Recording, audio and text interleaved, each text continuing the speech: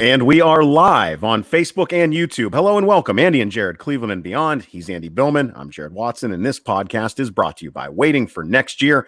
Check them out. Original Cleveland sports reporting at waitingfornextyear.com. Hey, Baker Mayfield, he's speaking to the press for the first time in a long time. And according to him, he's going to go back to the sheer fundamentals of things. Jadeveon Clowney was offered a big old contract. He says no to Cleveland for now. And Jarvis Landry, he's given an update on how his rehab is going. Andy's favorite tight end, David Njoku, is excited about the upcoming season. How excited is Andy? Oh, very excited.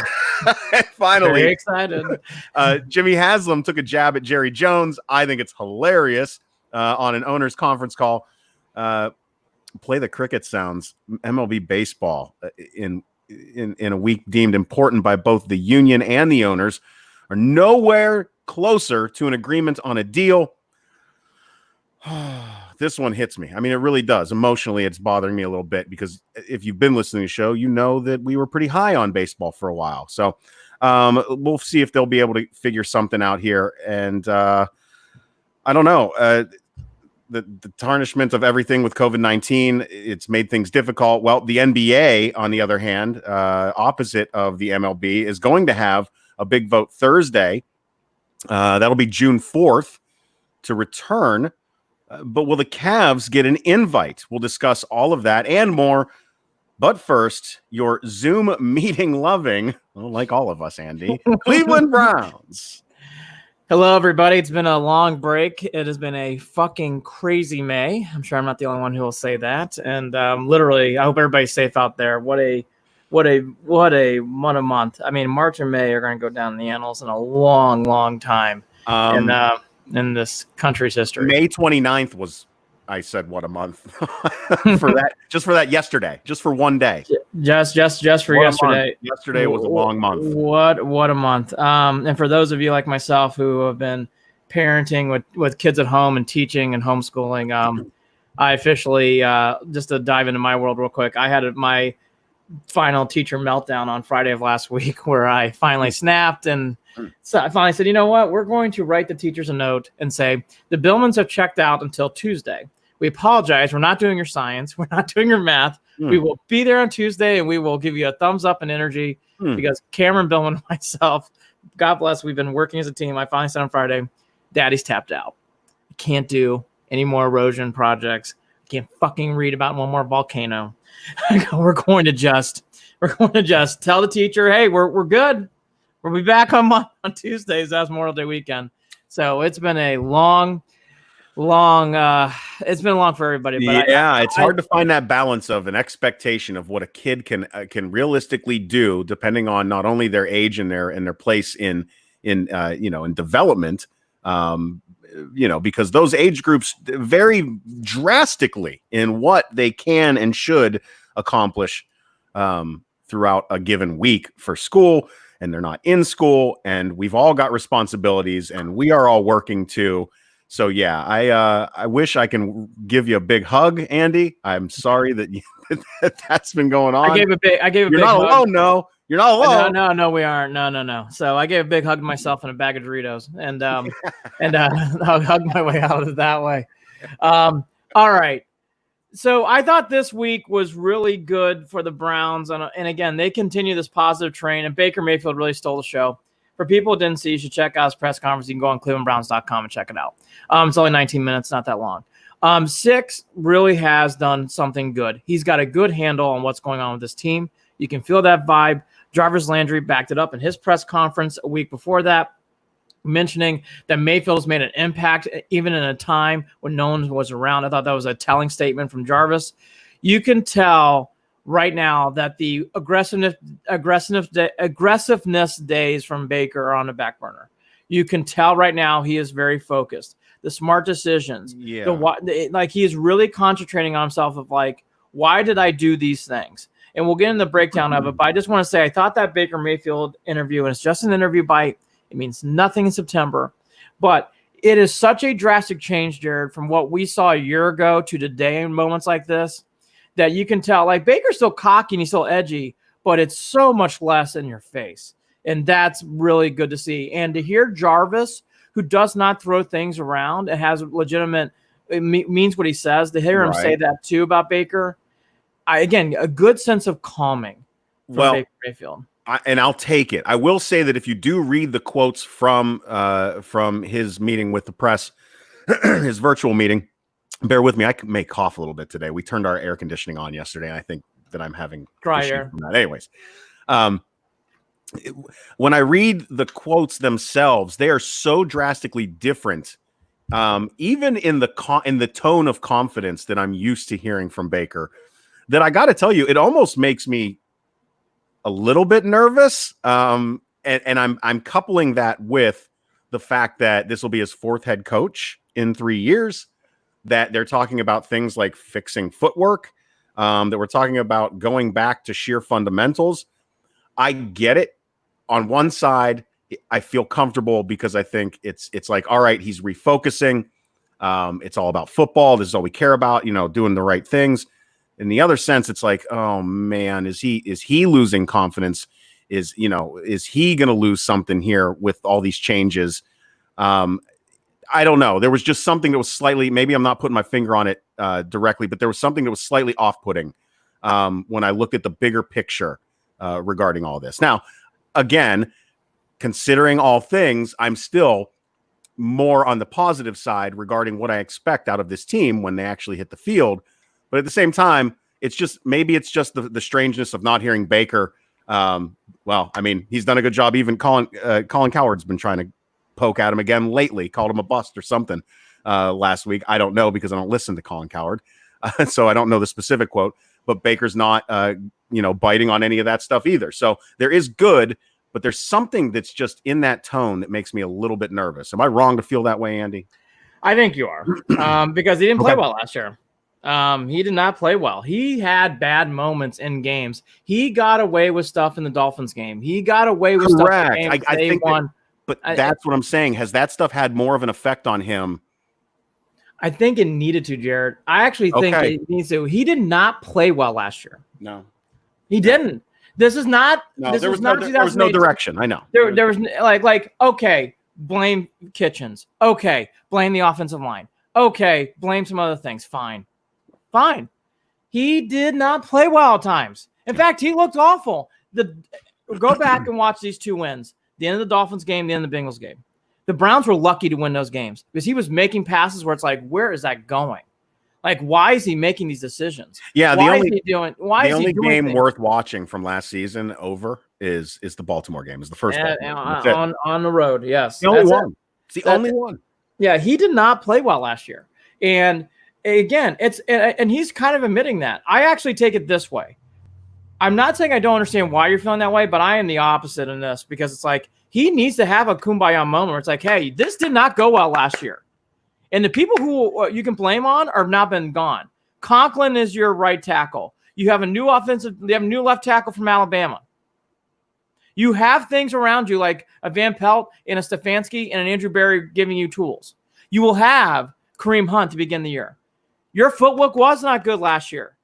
There's a great statistic out by Pro Football Focus, I believe, or the Aaron Schatz website, where they said Baker Mayfield, more of his interceptions were done. He threw more interceptions done when he wasn't pressured. Baker has got to get things in focus this year. Well, yes, there's just cracks in the confidence. There is. That's where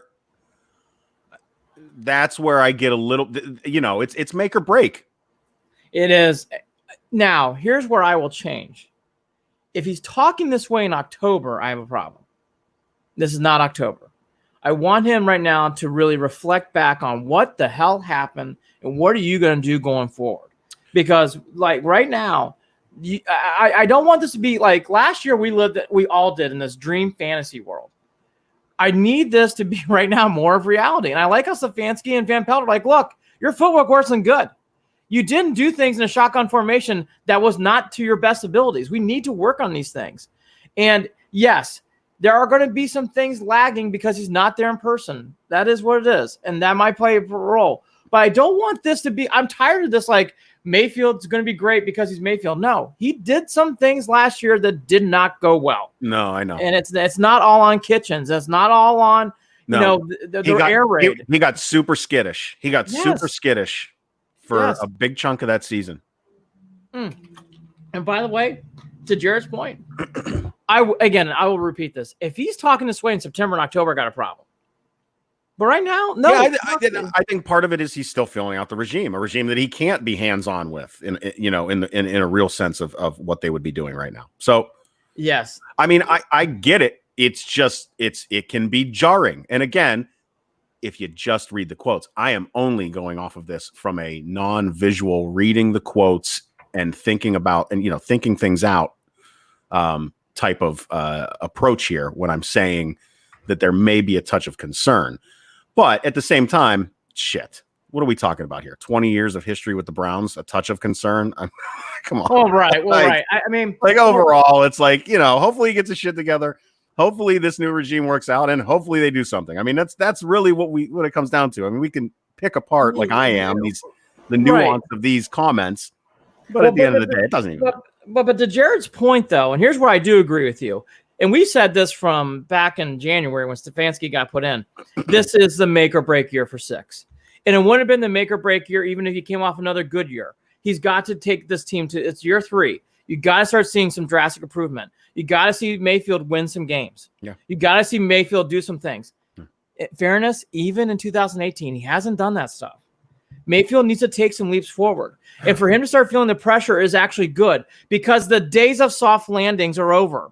If it doesn't work, it doesn't work. Some drastic changes might be coming. I don't want to search for another quarterback. I don't want that. Well, I will do that in the next podcast. Trevor Lawrence will break down. We'll break down some other fun. Or Justin Fields, in the later rounds, Mr. Book from Notre Dame. We'll go through all down memory. No, I'm teasing, but as I make Jared choke. Remember those days, quarterbacks? So in the draft, but I did think I can't believe we've been talking about the same guy for 3 years now, Andy. That in itself is right. I will say, though, to Jared's point, this is a big year for 6. I actually really think, though, that Jared, he came off very well in this press conference. I like this Baker. I like Baker being cocky, but not aggressively in-your-face shit. I like the days right now of him saying, you know what? My footwork's not where it should be. To that quote, essentially, it's changing my stance up in shotgun formation, putting my left foot forward, which I've never done, end quote. He also talked about, I'm going back to the sheer fundamentals, as Jared said in the open, essentially getting back to basics, which is what he needs. Now, this is someone on Kitchens and that fucking stupid air raid offense. They did so much bullshit. Don't worry, in season 2 and 3, the rear review, which is happening, we'll review all these fun bubble screens. But that was the kind of crap that really got this team in trouble. And part of it, I think, got in Mayfield's head. Again, though, this year, and he said this part out. This is now on me to start playing better. I have to now play. There's no excuses about hey, there's a new regime coming in. It's on me. I said I was adaptable, and that's why they should take me to overall number 1. So I'm adaptable. I'm going to get. He is saying things, though, Jared, in there. It's it's not on this new regime. I have to get used to this new regime. I contributed to this problem last year. I have to fix it. Reality. Time for some realism. Oh, well, there's a lot of reality that is setting in. There is. And he is in a position now where instead of thinking he can run out there and lead this team to the end zone every time he runs out on the field, to thinking step 1 is I need to make sure that I get my shit together just so that my coach trusts me. Yes. Right? I mean, that's a very different approach because that's where he is at right now. Yes. I need to impress the new guy who's coming in to run things. And I know that's not, listen, I'm not saying that that's the end. That's the biggest goal. All I'm saying is that's an important approach. I think an important difference in the approach is maybe I'm being hyperbolic in my way of addressing it here, but that's where he's at right now. Yes. I just think Mayfield last year got coddled way too much, and we as fans coddled him. the commercials, everything we got excited about from the NFL 50, seeing Brady and Mayfield together, how he played last year. And I don't want to harp on this too much as I did last year, but I'm going to harp on it. That's why in 2018, him losing that game in Baltimore was a big fucking deal. He had a chance inside the 40 to win that game, and he couldn't make plays. And we all said, and I didn't, but other people are like, oh, well, it's okay. It's all about next year. No. The coddling is done of Mayfield. Time to start getting to work. He got coddled for 16 games last year. And well, he got caught. Listen, it was a combination of coddled and not coached. Yes, and that's true too. Absolutely. And not putting him in positions to be successful. Right. And the big thing I do want to harp on this a little bit today. Give the ball to 24. Nick Chubb is a star.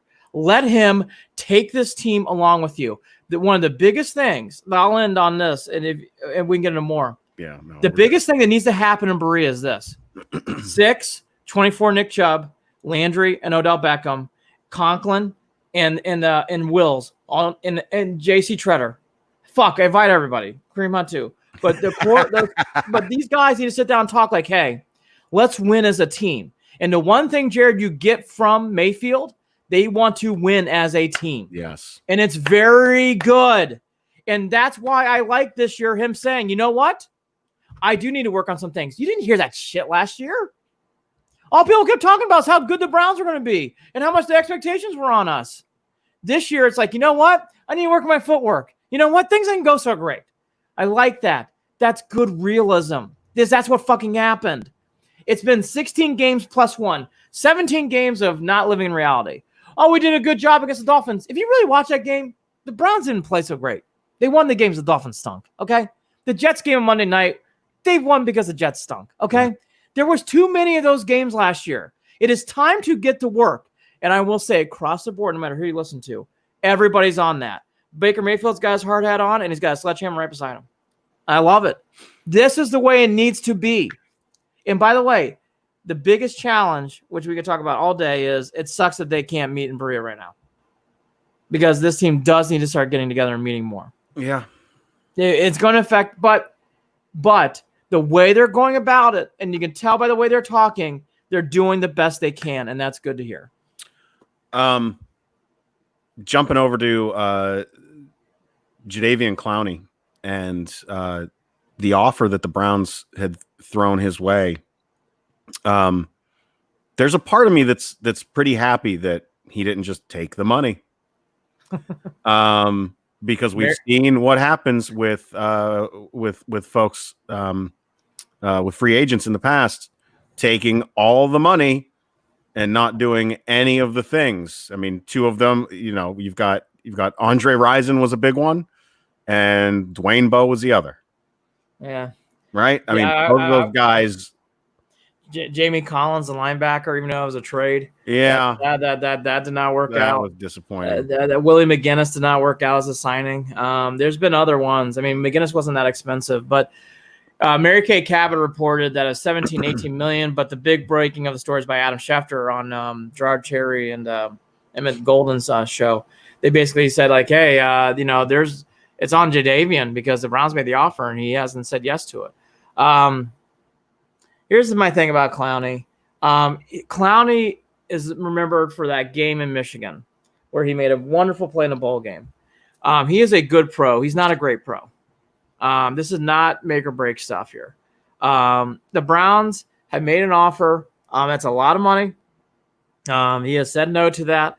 In my opinion, Jared, it's all about this to me, and I guess we should go down this road.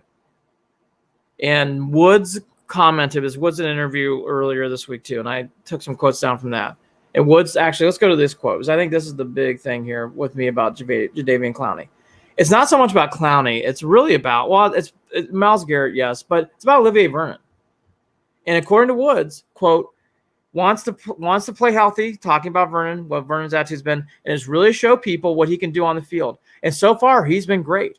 So far, Vernon's been a part of all these things. So far, he made a point to say Vernon is hungry to play well. Now, let's take that in perspective of what Jared's saying. If you got a guy who wants to prove what he did last year was an aberration, which is basically what's coming out here in Woods' comments, Mm-hmm. I think you may lean towards Olivier Vernon because he's hungry to play well.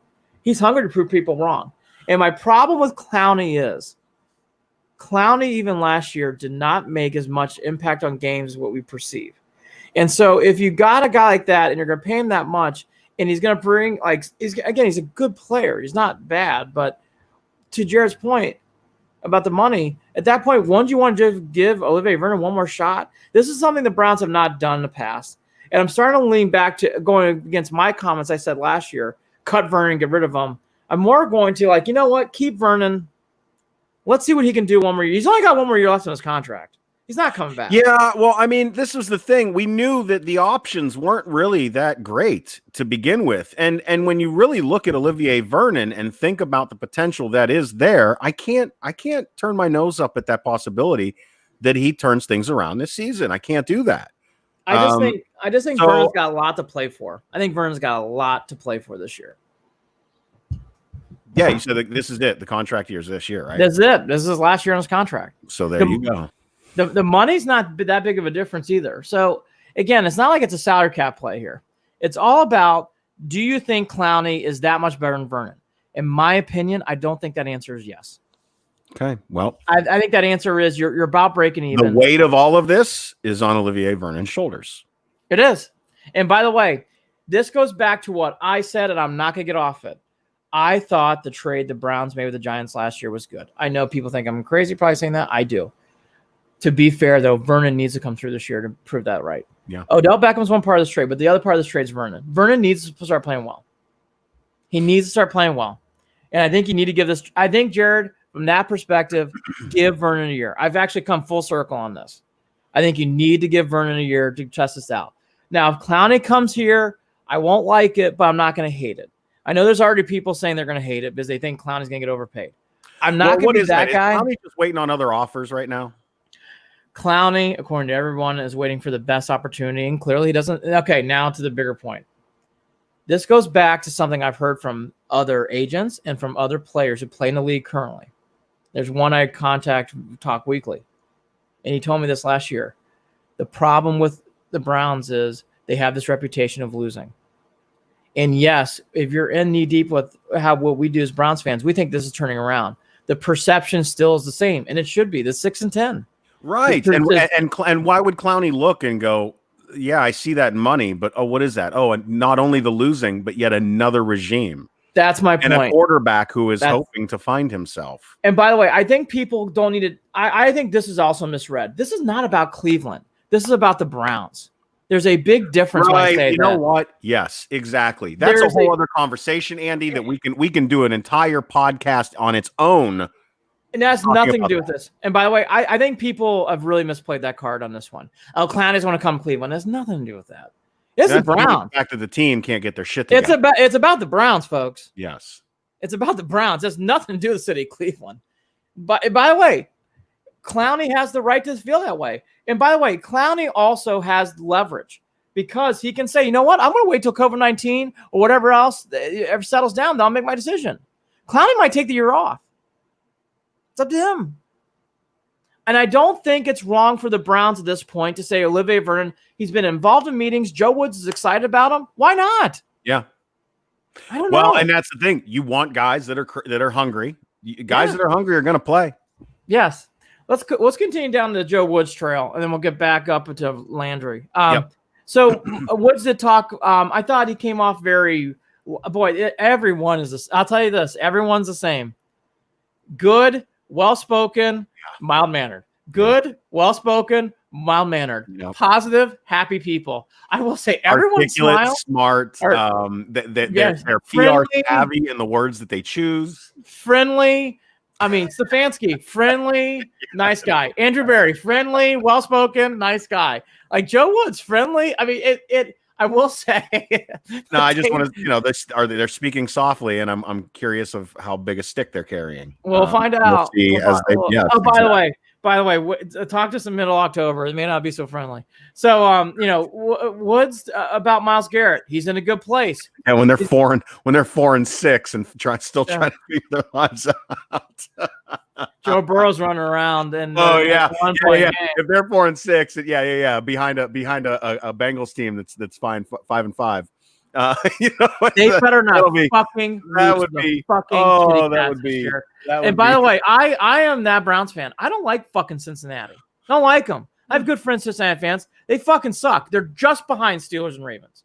Just behind them. Anyways, can't fucking stand the Bengals. Hate them. It started from day one with Esiason and Kosar. I just don't like the Bengals. Never have. Oh, that's Esiason. All right, anyways. Never was happier to see the 49ers icky shuffle their way to a championship. Woods, quote, Myles Garrett's in a good place, end quote. Quote, he's going to learn and grow from the situation that happened last year. We have not really talked about it, end quote, talking about obviously the Steeler incident. Mm-hmm. Woods also mentioned that Garrett's trying to make more of a leadership role. The thing that all about this Myles Garrett stuff is that I think needs to be pressed upon more because we all know 6 at the end of the day is a leader. Even that I think you do too. Chubb is a superstar. We know the leader's 6. Okay. Which by the way has been defined this year. Was not defined last year. It's been defined this year. Myles Garrett, though, is the leader on defense. And I want him to take that reign back. I know he got suspended. I know things did not, and he deservedly so. But Myles is the best player in defense, folks. And he does need to take more of a leadership role. And I was glad to hear that from Woods. So I think that's a key component. And Woods also mentioned he's excited about this defensive line and thinks it can handle its own. And something that Woods really pressed upon is he is big on stopping a run. And at one point during the press conference, he even said, I'm mentioning the Ravens too on this. Wow. Meaning he realizes stopping the run. If they're talking about stopping the run, I mean, what did we always see out of Myles Garrett that was preventing that from happening? It was over pursuit. He wasn't every single time, right? He would try to get to the outside and around whoever the defender was, whoever get around the lineman on the outside and over pursue every time, and the ball would go right past them. Boop, every single time. Boop. Yes, and there was way too many times too where, for how much we like Joe Schobert, honestly, the linebackers did not make enough plays. Correct. And that's gonna. And well, by the way, Matt, we know, right? I know. Mac Wilson. I'm just curious to see what their approach is. No, I'm with because we really did. We were thinking that last season that the approach was going to be linebacker can be soft because defensive line is strong and secondary is going to be strong, right? Yeah. Well, what did comment? His defense will play quote simple and play fast. Now that end quote. Now that's not a wild comment. Every defensive coordinator is going to say simple and play fast. So I get that. To what Jared's saying though, and Jared's right. The defensive lines are, and this is the way it should be in the NFL. It's all built on the defensive line with talented corners. So, Greedy Williams aside, Greedy Williams got to prove a lot this year. But I know, Denzel Ward can play. All right, when he's healthy, that kid can play. Yeah, Denzel's fine. Denzel's fine, but they got to play better. And Olivier Vernon is a big part of that too. But Myles Garrett's the leader, and Sheldon Richardson did play well last year. Ogunjobi is consistent. They did bring Claiborne, who does what? He sacks the quarterback. And I think that will press Vernon, which I like. By the way, I should have mentioned that. That's going to press Vernon. Hey, if you don't fucking sack the quarterback on third down, you're getting your ass out of the game. Claiborne's coming in. They are telling people we are not fucking around on third down. And, again, Woods' big thing has been he is soft-spoken. He's a nice man. But you can tell, is like, we are going to stop the run. The days of this being a doormat of run defense, which has been this way forever. This was not just last year. It's been this way forever. Well, you're gonna have that. You're gonna have to be that within that AFC North. You have when you're in a division where you've got a young quarterback who's learning the ropes, and they're gonna want to run the ball if they're gonna try to move things. When you've got another quarterback who has been in the league for a couple of years and is never gonna be a throwing quarterback. All legs, right? And then you're talking about an aging quarterback who will probably survive if they run the ball. So that's okay. what we're talking about here. You have to stop the run in the AFC North. You have to stop the run. Well, let's get to a realistic thing. Forget the Ravens, as the Browns have done a nice job on Lamar Jackson. He hasn't torched him yet. Now he's had a good game in the end of the year, but he hasn't torched him yet. But I'll say this. Especially Joe Mixon. Joe Mixon torched the Browns last year. Correct. James Conner, when healthy, has no problem getting big big carries and big gains. Right. The And Browns, I will say the only good news in that with Ben coming back is Ben doesn't know that he's aging, so he'll throw 3 interceptions. So whatever. God, I hope you're right. But at the same time, let's be real. If the Steelers are going to keep him healthy, and if he's going to survive the season, I really do think they have to run the ball. James Conner is going to be big. Like, look again, especially Mixon. Mixon, even in the loss when the Browns beat the Bengals, Mixon torched the Browns. Mm-hmm. He did, folks. He torched them. Anytime a team consistently ran on the, and by the way, this has been going on for years. Greg Williams didn't slow this shit down. Nope. No one slowed this shit down. I mean, this has been an ongoing problem for a long time. I mean, long time.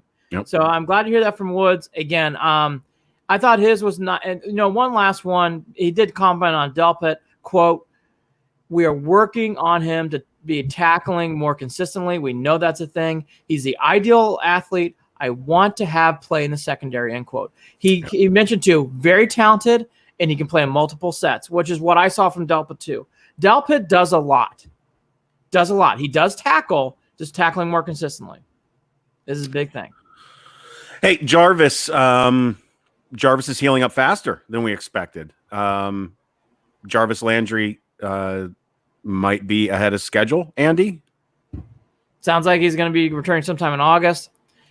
Quote, "My rehab process is going great," end quote. "A little bit ahead of schedule." That's another quote he had. Here's the one thing about and Jarvis also, we should do this too, on getting a surgery, because people don't remember. He delayed it because he mentioned in the press conference that he had, the Zoom conference we should call it, with the media, that he wanted to try to play through it, and then he finally said to himself, "I just can't do this." And I love this. I love Landry. I gotta start talking about that more. Landry really is the pulse of this team. The leader's Mayfield. The pulse is Jarvis. Quote, "I did not want to be a part of the reason for the team not having success," end quote, "for the reason why he wanted to get surgery." Jarvis, I'll tell you, he doesn't get talked about enough. When you listen to Jarvis, he is really the heart and soul. The leader's Baker, but the heart and soul and the pulse of the team is Jarvis Landry. And you could see that in Hard Knocks. Yes. Hard Knocks, that was evident. Jarvis was very passionate in the wide receiver room. Jarvis very passionate. Wants to win. Jarvis even mentioned, "I would have gone to Texas if I weren't hurt, but I was hurt. I couldn't justify myself going to Texas right now," meaning playing with Mayfield and those other guys. He goes, "I just couldn't do it." I think Jarvis too much gets grouped upon other things and grouped upon. And by the way, they're best friends. So you get the OBJ grouping, but they're very different. Very different. And I think people need to separate that more. Yeah, I mean, well, I don't lump them together, to be honest with you. I acknowledge their personal relationship in that sense. Mm-hmm. But I don't think that we've ever compared or contrasted their play or talked about who should get the ball more or who's playing better than the other. Or they really are. They're autonomous in the way that we have always discussed both of those people. I agree. I just think they get grouped too often. And yes, right. Yeah. Well, I guess I'm saying, I don't know why that's done. I know. How's that? Well, I don't know why because we don't because it's easy, because it's a marketing thing, because it's easy to do. Well, they're both from Louisiana. They both went to LSU. They grew up like look. We have talked about we got five LSU Tigers on this team this season. So Gayo Browns. Landry's also excited about Gayo Browns. I'm going to tell you, I think this is the hidden gem on this team this year is Peoples-Jones. I'm just calling it out. Yeah, same here. Yeah, right. I can agree with that. But again, here we go. I'm going to get all excited about something that makes 2 catches. But hey, listen, if you equal Hollywood's from last year, then there you go. Oh, God. Hey, but how much has that wide receiver core now changed when you're talking about Landry, Odell, Hollywood Higgins, and Peoples-Jones? You're not talking about shoving in again, Damian Ratley, great guy. But I'm good. You good? We're good. So there you go. Peoples-Jones, brother. I'm not gonna waste my energy on that Wolverine. Love him. Come through. Love him. And make paint those stripes on a helmet and put a smile on this Buckeye's face. Landry mentioned he is very excited and he thinks that he can help the team. And he is talking to Landry constantly. It's a great start for Peoples-Jones in that way. I'm with Jared. I'm not going to rant and rave about Dontrell Hilliard and Ratley today. I'll save that for season 2. David Njoku, my favorite. He's very excited about the opportunity next year. Quote, "That's what I'm most excited about, just the opportunity. Obviously, this past year wasn't we all planned or had in mind, but it was a great learning experience." Great for who? "I'm very excited to come back with my teammates and give it all we got," end quote. Here's my quick thing on Njoku. I like that he's thrilled. I like that he's excited. I'm much more tough on him than I am Mr. Vernon.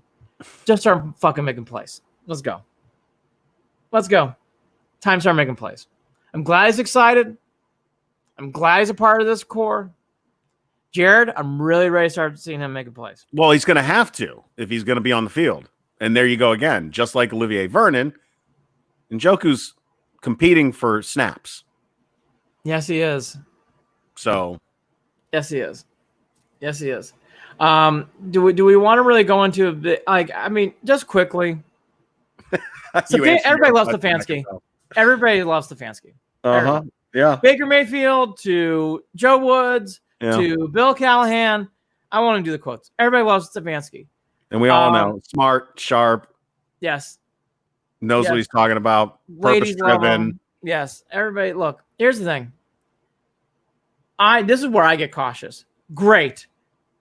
Let's talk in September. I know, but there's nothing else to do right now. Right, there's nothing. That's all we got. That's all we got. All I'm going to say is this. It's funny. I don't feel this way about Mayfield. I love Stefanski, and I'm excited about it. I am almost elevator full of I get it. We all love him. Let's go. Let's call me in September. I'm glad it's going well. By the way, I will say this. What is today, May 30th? Around this time last year is when the Mike Silver report came out. I'm not really sure if Todd Monken and Freddie Kitchens are getting along. I'm glad not that. I don't hear about any of that shit. Thank God. Thank God. Thank God. I'm blocked by Mike Silver, so no, I don't hear anything anymore. There's an interesting article that came out about the city of San Francisco and how it's not doing well. Yeah. And I was, and by the way, as Clevelanders, we all know they went through that period. We all went through that period in the 70s and 80s, 60s too. It's amazing to see the reaction from San Francisco people in that area who are very, very jarred by that article. It's not that bad. Bullshit. Is it? Is it? It's interesting. Well, that's there's just pride. That's all. There's pride there. There's nothing wrong with saying, "Hey, I love from where I'm from," but there's some problems we have to clean up. Anyways, I can go there's this whole myth about San Francisco, and it's a great city. It's a great city. There's also some things that are not going well in that city. Correct. And it's been pushed on the back burner for a while. Correct. The article is very interesting and eye-opening. J.C. Tritter spoke, and I love San Francisco. Big fan of that area. Just hate the Warriors. And they are based in San Francisco now. J.C. Treader spoke on May 9th about the hurdles ahead for people who have forgotten he is the NFL Players Association president. There's a long list of hurdles we have to get over and things we have to watch and check, end quote. We just continually seek out information to be informed. This virus is constantly changing, and the information you're getting is constantly changing. So we've got to stay really up to date with everything and make sure we're always looking through the lens of how we keep players safe as well as their families, end quote. Yep. What I take out of this is J.C. Treader is on top of it. J.C. Treader is performing well the duties of the NFL Players Association. I actually mean this. I'm glad he's playing for the Browns because it's good to see that. It's good to hear people. I think it helps this team right now because there is this national pandemic going around. And knowing the players can go right to the man and source himself a place on the team. In normal years, I don't know if it's such a big deal. And this year, I think it's big. It's direct information. They're right there. I agree. Absolutely. Absolutely. And I will say this too, regarding all of that. There's so much still up in the air, Andy. And we see it through every league. So much. But it's to be expected. Again, until we're all getting inoculated, Yes. Shit's going to be this way, brother. Just is. Just as before we get to Mr. Haslam's comments, some quick tidbits that have been thrown together in case you missed it. The Browns are opening up their facility on Monday, June 1st. That's this coming Monday. They're going to be following the proper protocol. There have been other NFL teams that have opened up their building. The Browns are the last. You can see their general statement on the Browns website. Former general manager from the Colts, Ryan Grayson, has been hired on Friday, May 29th, as the senior advisor for the Browns. So Barry picking more people away from that. People can read into that as they may. And then Charles Walls, who was with the team in 2013, has been with the Packers, since 2013. He is joining the Browns as well. That happened about a week or so ago, personnel departments. Those are just some tidbits. The Browns have actually been making a lot of moves in the offseason when it comes to front office. Not shocking because they have a new GM. But the end with the Browns today, and Jared, this is a quick, simple story. Adam Schefter again. Schefter's had some great stories during the pandemic. Give him credit. Yes. That Jadavian Clowney nugget, and this one's good. They had for people who don't know, they had their Zoom conference calls. This is typically the owners' meetings week, this past week. So obviously they've been holding on Zoom, and they do a normal roll call like any other thing, and they called Jerry Jones's name, and he wasn't responding. So someone goes, "Oh, he must be on mute." And Jimmy Haslam said, quote, "They should just keep Jerry on permanent." I actually will say I think that mic was obviously hot. I think that was said with a hot mic in mind. That was a very funny moment from Haslam. Yes, I love it. Good for him. That's solid. Yes. Well done. And by the way, it's nothing more than that. It's nothing more than that. That's over beers. That's not for field. That's over beers between owners. Okay, absolutely. Billionaires sipping Cartier and champagne. Nothing more than that. But I thought that was a very, very funny moment. The Browns are supposedly opening up their doors. How much news will be matriculating? We'll have to see. My final comment before we get to baseball. I know. And we're not even and just to preface this for everyone, we're not even going to dive that deep into the baseball issue, I don't think, today, correct? We're gonna talk to Mandy. Friday. Yeah, so actually that's a wrap on the Browns. Let's go right to the Indians. So on Friday of this coming week, I don't have my calendar in front of me. I think it's the 5th. Mandy Bell will come on with us, and we'll discuss the state of baseball and the state of the tribe. Correct. There's a lot of stuff to go in. There's a lot to go on to with the tribe, but let's get to the major news because it doesn't matter. Because here's what's the problem. This week on Tuesday, the owners made a pitch to the players about accepting a sliding scale cuts based on their salaries.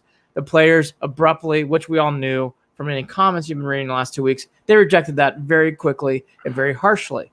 Now the Players Association is supposed to be doing today on Saturday, or maybe as late as by Monday, is recalibrating and giving them a new deal that they want to come back with. Look, bottom line,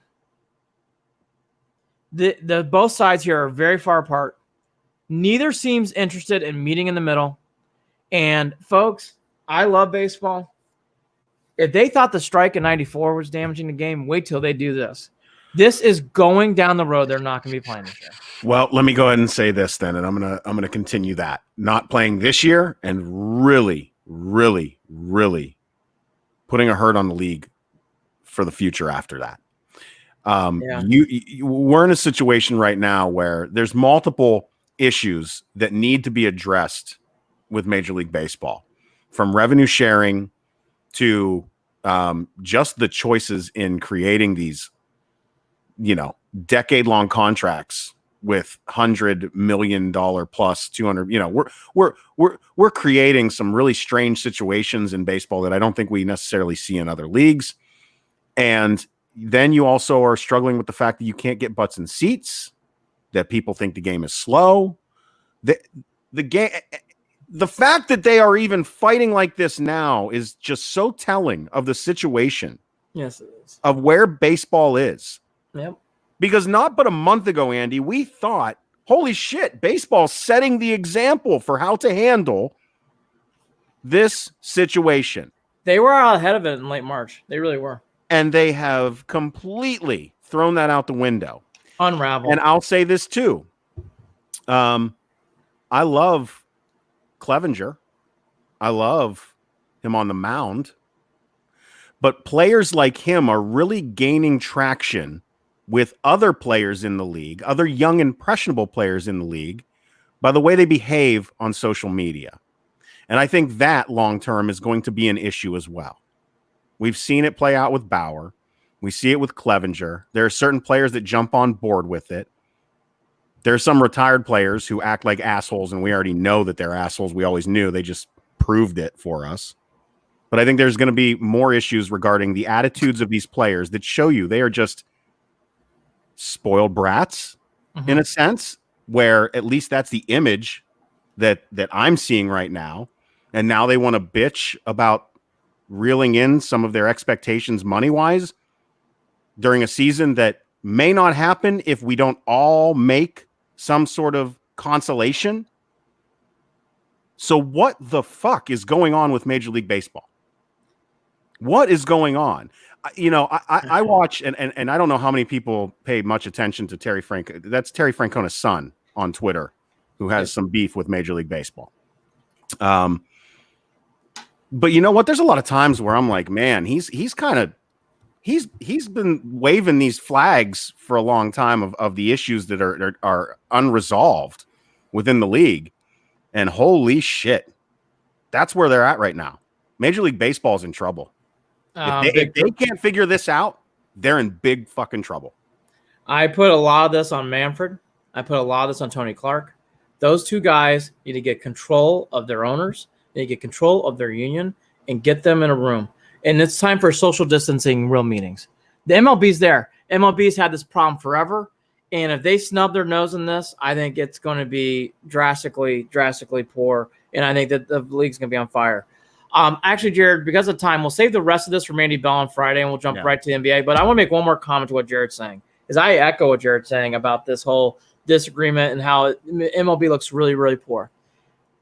I just want to emphasize they are arguing about stuff where what I'm reading, what I'm hearing, yes, they're hearing each other, but they're on different planets. That's what I mean. Everyone's everywhere. And that was kind of the way that I was saying it. You've got these attitudes. You're getting these weird little insurrections that come up. You're getting these, there's just so many strange storylines in a league that should be really focused on, do you care whether the league survives? By the way, no. They've dug their heels in. What are you going to do? Yes, I agree. I agree. On Friday, we'll fucking obnoxious. Andy. So obnoxious. We'll see what happens on Friday. Just to tee people up as a teaser. We don't ever do this, but we'll do a teaser. Mandy Bell, we'll get into the whole Rocky Colavito discussion about the curse and Bob Costas on The Athletic. For people who haven't read it. We'll talk about the other things going on with the tribe and then the Class A trade. We'll save that all for Friday. Mandy Bell, be there. NBA. So the NBA is meeting on Thursday. That's going to be June 4th. The big thing that's going to come out of this, it sounds like everything's now pushing this momentum. Everybody plays in Orlando, Florida. Everything's going to be starting back up. The big change for us as Cleveland fans, which I want to get into the discussion of, is they are only going to bring 22 teams back, which means the Cavs aren't going to be playing. All right, I'm going to go first, as I talked about this with a journalist last night. I think this is a big deal for the Cavs not playing, and I don't think it's good. The Cavs need to start playing games. For this team, who's this young, to not play games for almost a full year.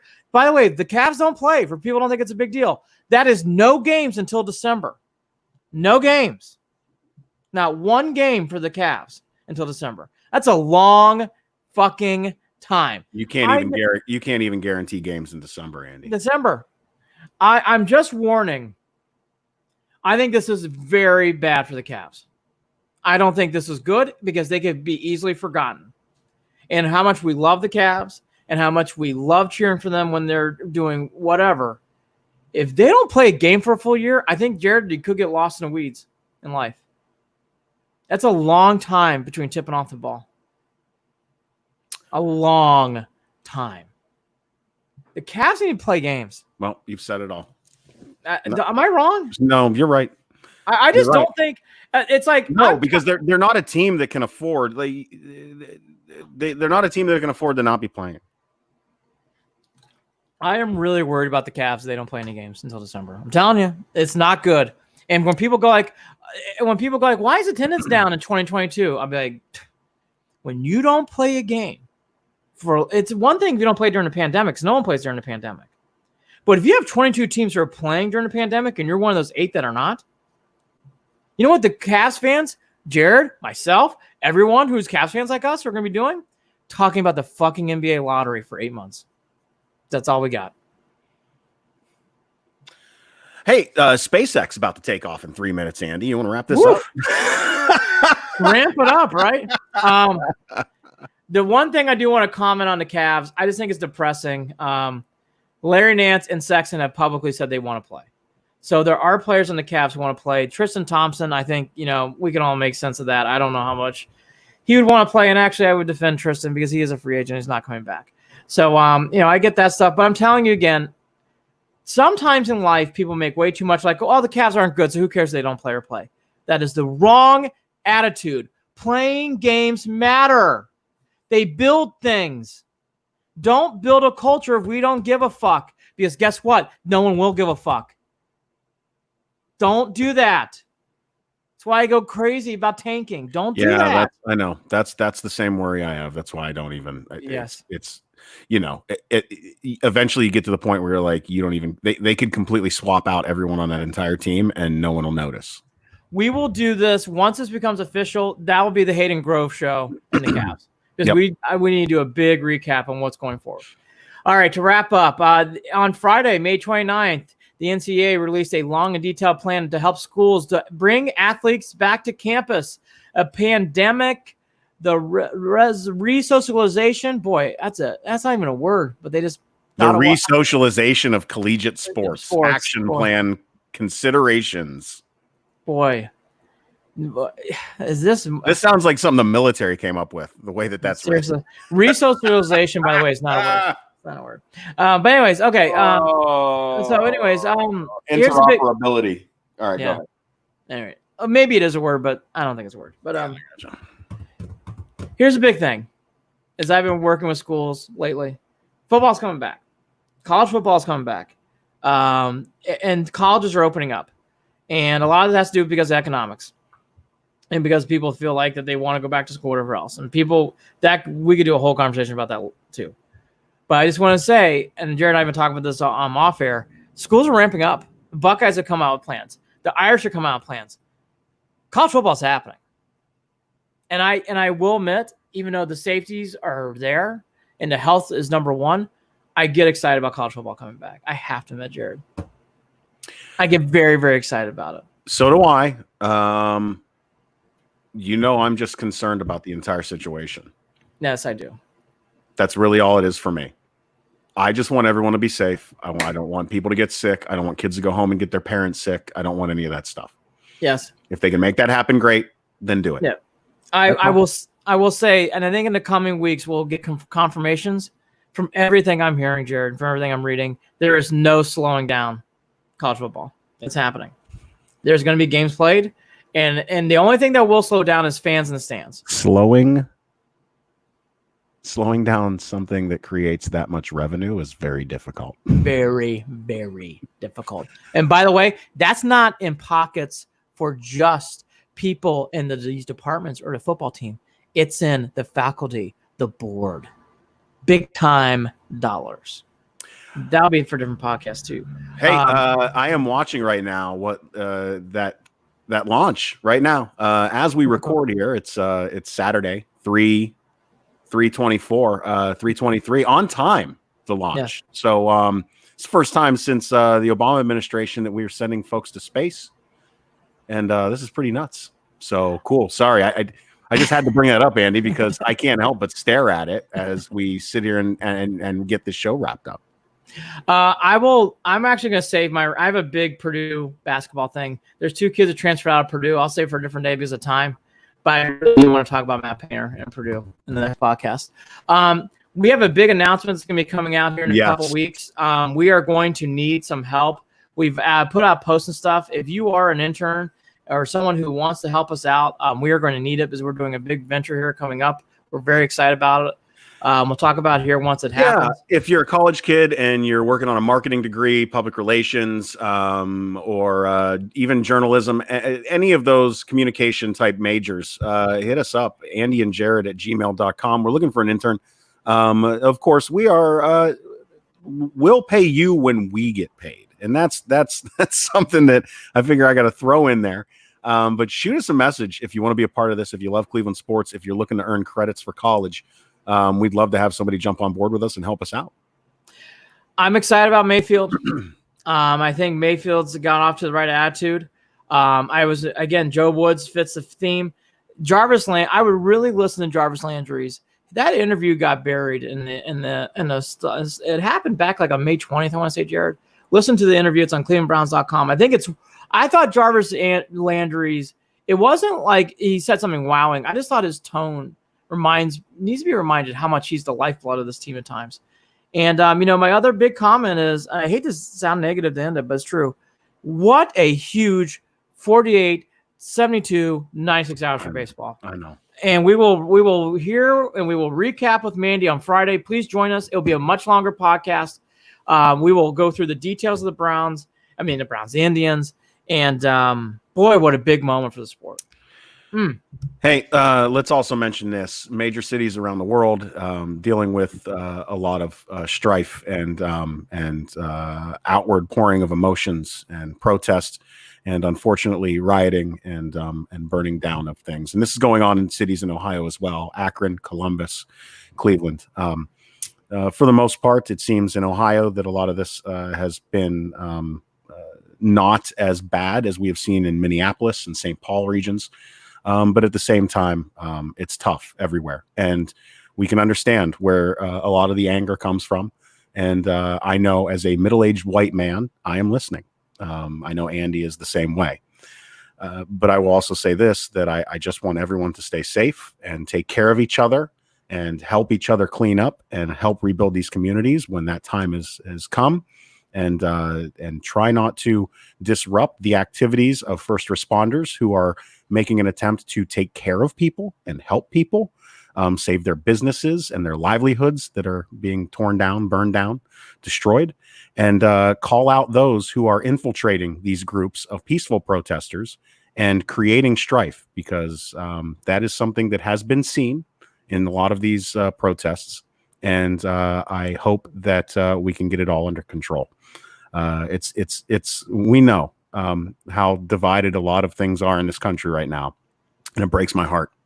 It really does. After serving in the military for 12 years and traveling around the world and seeing the oppression of people that most of us would never meet or never even think about in parts of this world, and to see these things going on here in the country that is supposed to be the greatest on earth, I just really hope that we can figure it out. And that's where I'll leave that for now. So much love. Andy and Jared in Cleveland Beyond giving everybody a big mental hug. Yeah. I agree with you to say that right now. I'm teasing at the top of the show. It's been hard on all of us. It's been really, really hard. It has been, I know for me personally, I pride myself on usually trying to say even keel and everything else, and I'm not Superman by any means, but this has been a hard month. It's been a hard year. It's been a hard month. Well, we've got to keep laughing and keep joking. That's a big part of it. It's how we help get through these things. Humor is a big part of my life. I like to laugh. I like to make jokes and, whatever. So definitely understand that. We'll get there. It's tough. A lot of people don't have jobs. A lot of people are figuring out how to put food on their table. A lot of people are worried about their loved ones and keeping them healthy, and some folks are just afraid that they can't go down the street without being targeted. It's for the color of their skin. And there's a like spinning plates. There's millions of spinning plates out there, and everything you, Jared, you said did such a nice job. Well said. And the one thing I just want to echo, that is why it's not the lifeblood. It is a necessary. Sports could just help a little mentally. Yes. And I have not missed. I love sports. I gotta admit, I'm missing sports a lot. I really, really, really am missing sports a lot. I'm missing all of it. Yeah. Well, I think that's another reason why I'm so glued to this space shuttle launch with NASA and SpaceX, because in the middle of everything that is going on, in the middle of all of the tragedies across this entire planet in this country, we just fucking sent a crazy ass rocket to space. and that stuff just inspires me and puts a smile on my face. So, hey, again, if you're looking for an internship, want to hang out with Andy and I, shoot us an email, andyandjared@gmail.com, andyandjared@gmail.com. Don't forget, follow us on Twitter at CLE and Beyond, at CLE and Beyond, on Facebook, facebook.com/Cleveland and Beyond. And of course, we are brought to you by Waiting for Next Year. Check them out, original Cleveland sports reporting at waitingfornextyear.com. Andy, anything left? Friday, Mandy Bell, be here with us. We will do an all-tribe show and probably a little bit of basketball and any Browns news. He's Andy Billman. I'm Jared Watson. Andy and Jared, Cleveland and Beyond. Take care. Take care of one another. Be safe. Much love.